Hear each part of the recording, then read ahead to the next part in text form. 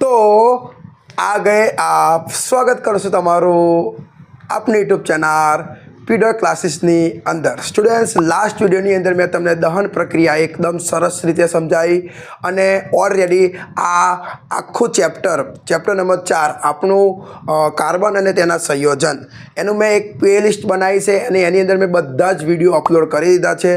તમે એ પ્લેલિસ્ટની વિઝિટ કરશો એટલે તમને દરેક વિડીયો જોવા મળશે। હવે આ વિડીયોની અંદર હું તમને આલ્કોહોલનું ઓક્સિડેશન કરતા શીખવાડીશ। જો તમને ખ્યાલ નહીં આવતો કે ઓક્સિડેશન એટલે શું, ઓક્સિડેશનમાં શું થાય, આલ્કોહોલ એટલે શું, કાર્બોક્સિલિક એસિડ, આવા તમારા મનની અંદર આવા બધા પ્રશ્નો ઉત્પન્ન થતા હોય અને તમે કન્ફ્યુઝ હોય તો આ વિડીયોના એન્ડ સુધી બન્યા રહો। તમને આ વિડીયોની અંદર આલ્કોહોલ ખબર પડી જશે, ઓક્સિડેશન પ્રક્રિયા પણ આવડી જશે અને યોગશીલ પ્રક્રિયા પણ આવડશે। તો ચલો વિડીયોની શરૂઆત। સ્ટુડન્ટ્સ, જો તમને આ રીતે થિયરી આપેલી છે કે આલ્કોહોલનું ઓક્સિડેશન સમજાવો। આમ તો તમને જસ્ટ ઓક્સિડેશન કીધું છે, પણ ઓક્સિડેશનનો અર્થ આપણે એકવાર સમજી લઈએ।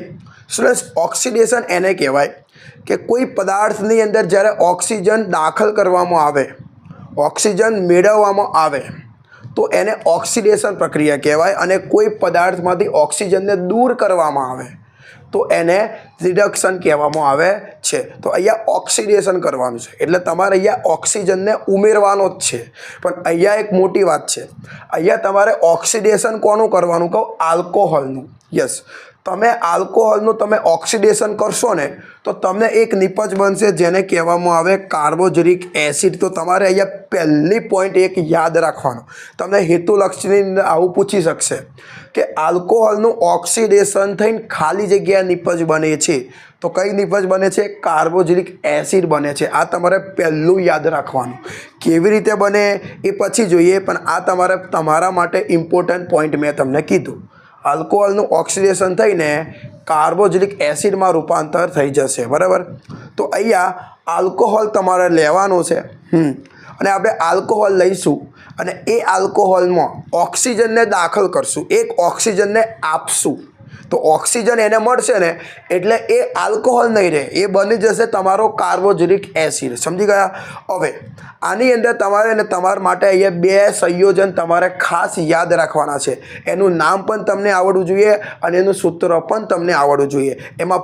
એમાં ફર્સ્ટ છે પોટેશિયમ ડાયક્રોમેટ। શું નામ છે?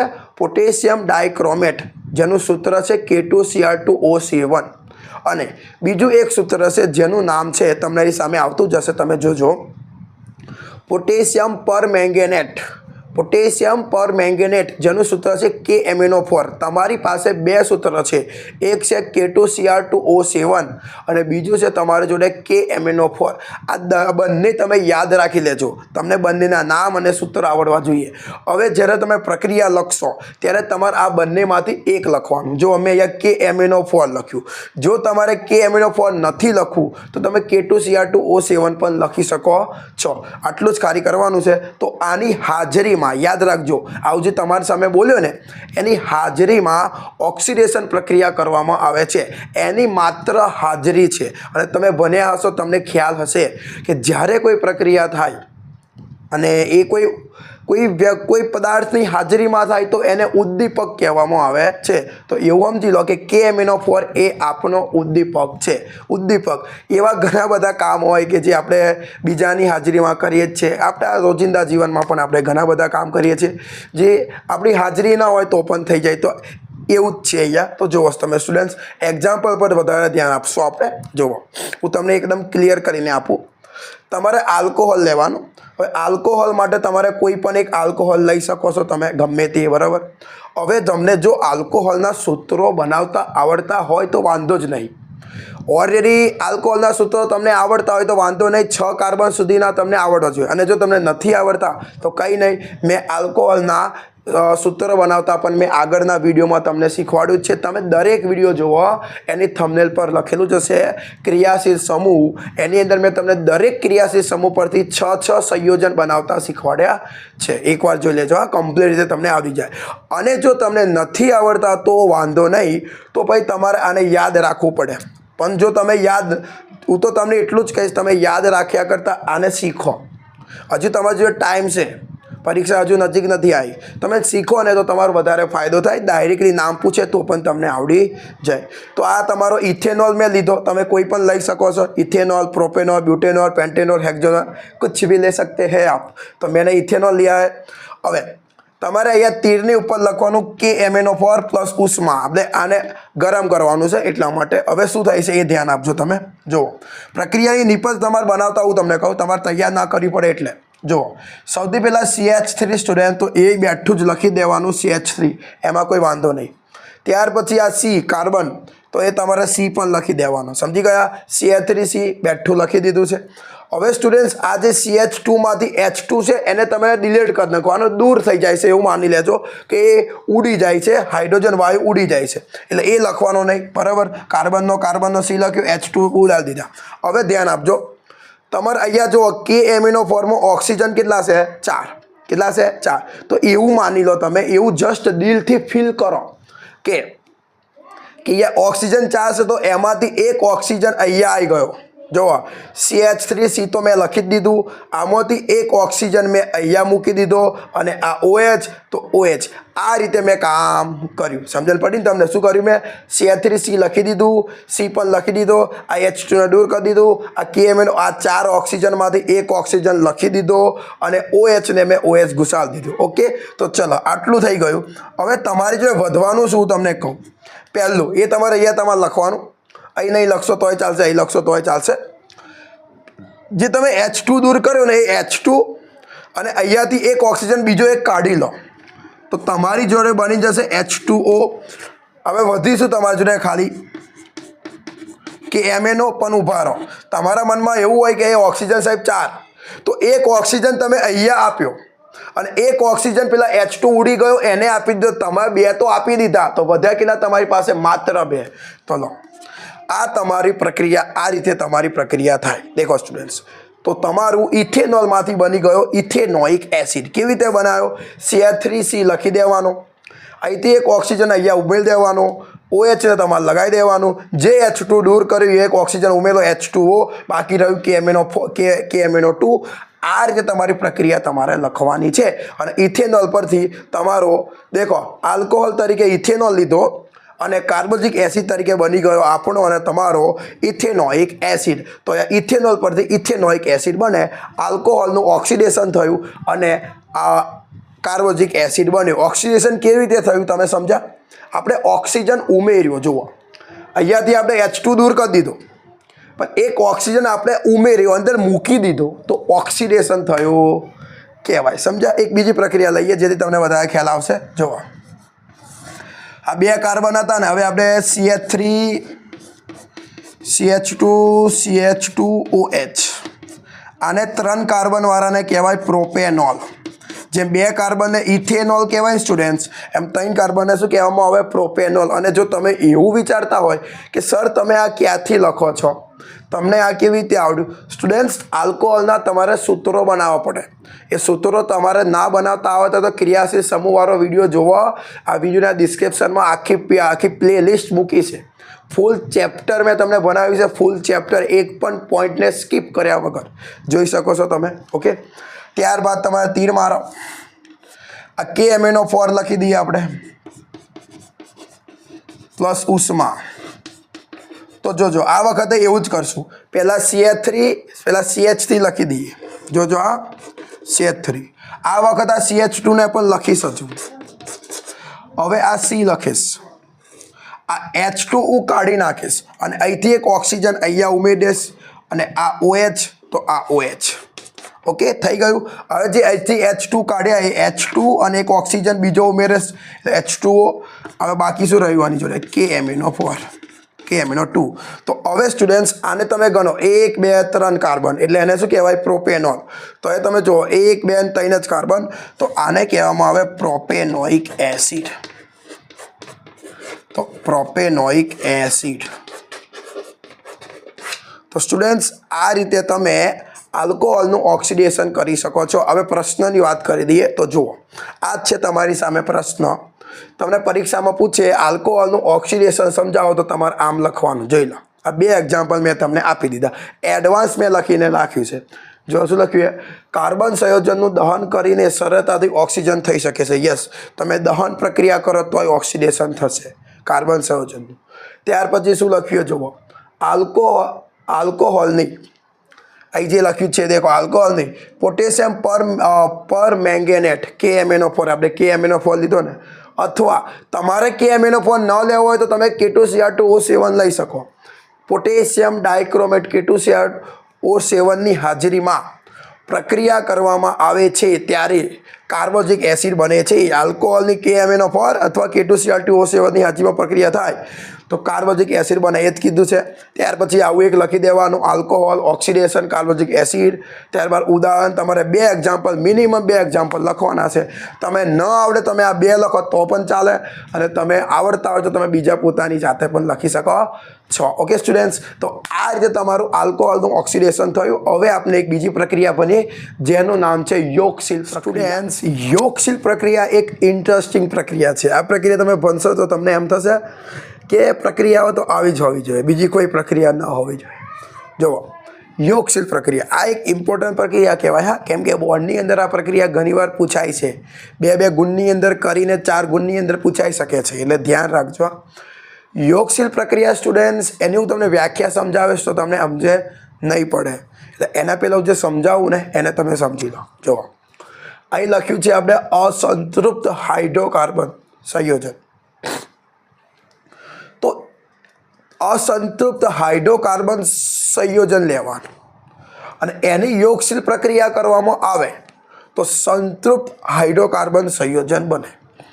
ખરેખર હું કહું છું, જો તમે પહેલી વાર આ ચેપ્ટર ભણતા હોય તો તમે આગળના વિડીયો જુઓ, એની અંદર મેં તમને કમ્પ્લીટ સમજાવ્યું છે. હું પ્રમોશન નહીં કરતો પણ તમારા માટે કહું છું. જો તમે એ વિડીયો જોશો જેની અંદર મેં તમને આલ્કીન, આલ્કેન આ બધું જ સમજાવ્યું છે, સંતૃપ્ત અસંતૃપ્ત બધું જ સમજાયું છે. તમારો એ પાયો મજબૂત હોય તો આમાં તમારે એકદમ આસાન રહે. મજબૂત ન હોય તો પછી તમારે યાદ રાખવું પડે કે આમાં આવું થાય ને આમાં આવું થાય. તો જો આપણે અસંતૃપ્ત હાઇડ્રોકાર્બન સંયોજન સ્ટુડન્ટ લેવાનું અને એની આપણે યોગશીલ પ્રક્રિયા કરશું ને તો સંતૃપ્ત હાઇડ્રોકાર્બન સંયોજન બનશે. કહેવાનો અર્થ એટલો જ છે કે અસંતૃપ્તમાંથી સંતૃપ્ત સંયોજન બનશે. હવે યાદ કરો, મેં તમને સમજાવ્યું છે સ્ટુડન્ટ્સ, અસંતૃપ્ત હાઇડ્રોકાર્બનની અંદર બધા આલ્કીનનો સમાવેશ થાય અને આલ્કાઇન પણ આવે.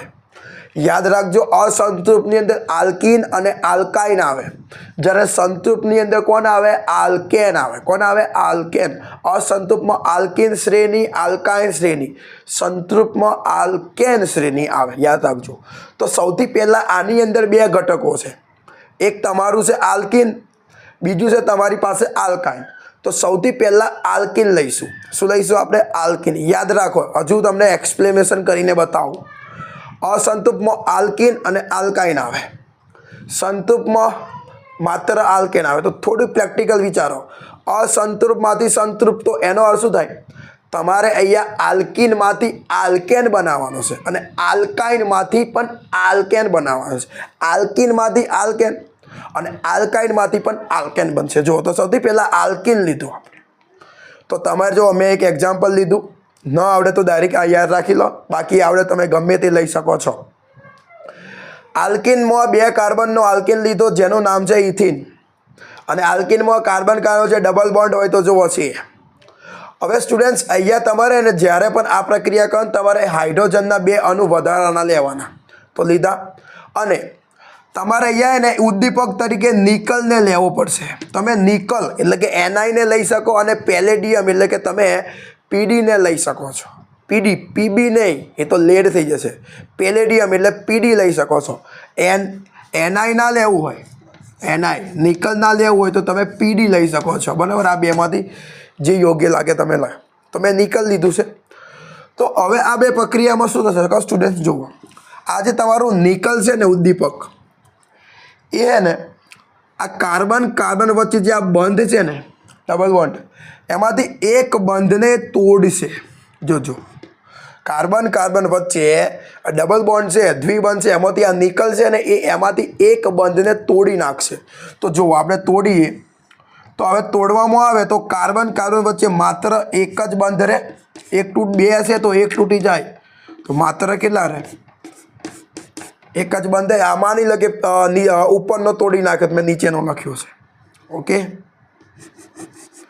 હવે તમારું થયું. પણ હવે તમે જુઓ અહીંયા કાર્બનની સંયોજકતા સમતોલિત નહીં થતી.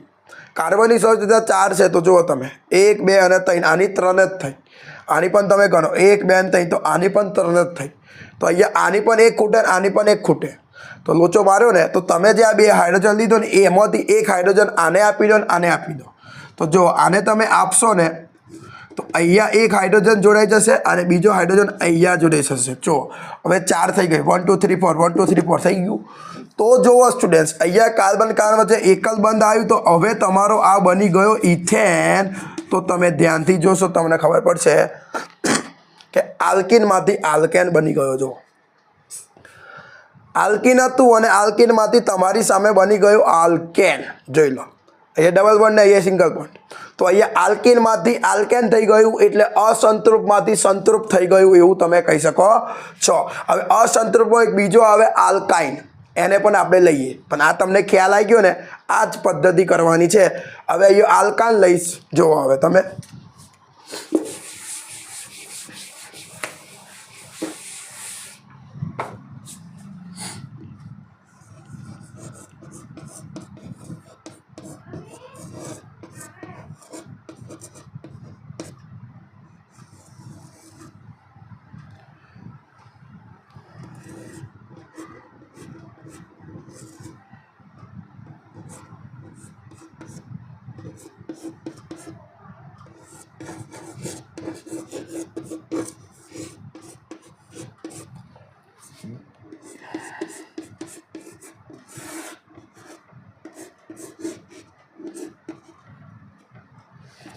સ્ટુડન્ટ્સ જુઓ, મેં તમારી માટે અહીંયા આલ્કાઇનનો એક એક્ઝામ્પલ લીધું. તમારે પ્રશ્નની અંદર પણ તમે લખો, તમારે એક આલ્કિન લેવાનું અને આલ્કાઇન લેવાનું છે. બરાબર, જુઓ આ રીતે. હવે આલ્કાઇનમાં 2 કાર્બનનો આલ્કાઇન લીધો, ઇથાઇન. હવે તમે જોડો સ્ટુડન્ટ્સ, તમે સમજો આ નિકલ. હવે જ્યારે નિકલ દ્વિબંધ હતા તો એમાંથી એને 1 બંધ તોડ્યો. હવે સ્ટુડન્ટ્સ અહીંયા શું થશે કહો, આ નિકલ તમારા આ ત્રિબંધ છે ને, તો ત્રિમાંથી 2 બંધ તોડશે. કેટલા બંધ તોડી નાખશે? એવો 2 બંધને તોડી નાખશે. તો જુઓ 2 બંધને તોડીએ તો અહીંયા તો ઓલરેડી હતો જ હાઇડ્રોજન, જે હતું એ તો આપણે કરીએ જ છે. હવે આ થઈ ગયું. હવે એક જ બંધ રહ્યો ને, 2ને તોડી નાખ્યા. તો જો આમાં તો સંયોજકતા થતી જ નહીં. 1 2 ખૂટે, 1 2 આને પણ 2 ખૂટે. તો તમારી પાસે અહીંયા 2 હાઇડ્રોજન છે. તમે 1 હાઇડ્રોજન આને આપશો તો પણ આની જોડે 3 થશે. અહીંયા 1 આપશો તો પણ 3 થશે. એટલે મજા નહીં આવે, તો પણ અસમતુલિત જ રહેવાનું. તો અહીંયા જ્યારે આ કન્ડિશનમાં તમારે યાદ રાખવાનું, મારે અહીંયા હાઇડ્રોજનના પરમાણુ 2 લેવાના. H2 કેટલા લેવાના? 2. તમે જોઈ લો, 2 મૂક્યા મેં, H2 2. હવે તમે ગણો તો 2 દૂ 4, એટલે અહીંયા હાઇડ્રોજન ટોટલ હાઇડ્રોજન કેટલા થયા? તમને એક્ઝામ્પલ કહીને બતાવું. આવા 4 હાઇડ્રોજન થઈ ગયા. જુઓ 4 થઈ ગયા, 2 દૂ 4, છૂટા પડી ગયા 4. તો હવે આરામથી આમાંથી 2 આને આપી દો. આ 2 અહીંયા આવી ગયા અને આ 2 હવે તમે અહીંયા આપી દો. તો દેખો તમારું કામ તમામ થઈ ગયું. 1 2 3 4, 1 2 3 4 થઈ ગયું. તો હવે આ બની ગયું તમારું ઇથેન. કહેવાનો અર્થ આટલું કરવાનું કે ઇથિનમાંથી પણ ઇથેન, ઇથાઇનમાંથી પણ ઇથેન, આલ્કિનમાંથી આલ્કેન, એ આલ્કાઇનમાંથી પણ આલ્કેન. એટલે અસંતૃપ્તમાંથી થઈ ગયું તમારું સંતૃપ્ત હાઇડ્રોકાર્બન સંયોજન. તો આની અંદર તમે જોયું એક વસ્તુ આપણે કરી કે આપણે એને આ કોઈ પણ આ એક સંયોજન હતું ને, તો આ એક સંયોજનની અંદર આપણે બહારથી અણુ ઉમેર્યો. મતલબ સંયોજનની અંદર બહારથી તમે પરમાણુને ઉમેર્યા. જુઓ અહીંયા તમારી પાસે કાર્બન હાઇડ્રોજન 2 જ હતા. તો અહીંયા તમે જુઓ આ 2 અને આ 2 તમે ટોટલી 4 હાઇડ્રોજન ઉમેર્યા. તો આ પ્રક્રિયામાં સંયોજનની અંદર હાઇડ્રોજનને એટલે કે કોઈ બીજા પરમાણુને ઉમેરવામાં આવે છે. એટલે સ્ટુડન્ટ્સ આ પ્રક્રિયાને યોગશીલ કહેવાય. યોગ એટલે ઉમેરવું. યોગનો અર્થ શું થાય ખબર છે? યોગ એટલે ઉમેરવું. તો આ રીતે તમે કરી શકો છો.